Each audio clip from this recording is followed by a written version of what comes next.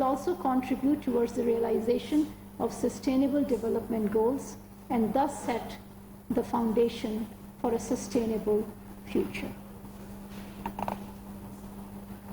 We are concerned about the recurring acts of confiscation of properties of Kashmiri activists and human rights defenders in the Indian illegally occupied Jammu and Kashmir.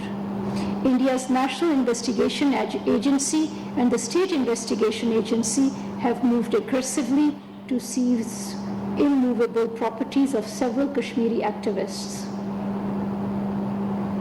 It is concerning that just SIA has attached 124 such properties since its establishment in 2021.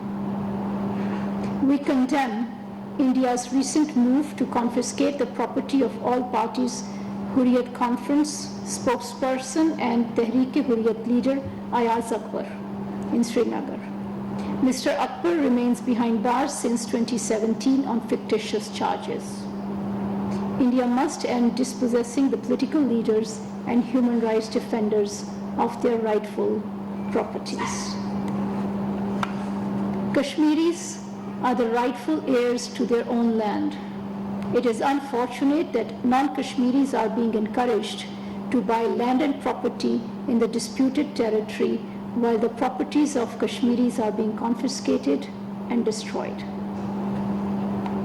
Now, a couple of announcements. The 12th round of Pakistan-Iran bilateral political consultations will be held in Tehran on 17th to 18th of June. The Foreign Secretary will lead the Pakistani delegation, while Deputy Foreign Minister for Political Affairs, Mr. Ali Bagheri Khani, will lead the Iranian side. The BPC will review all aspects of Pakistan-Iran bilateral relations, covering political, economic, trade, investment, border security, education, climate change, and cultural domains. The two sides will also hold discussions on regional situation, particularly Afghanistan, Kashmir, resumption of Iran-Saudi Arabia diplomatic ties, and regional peace and security. The two sides will also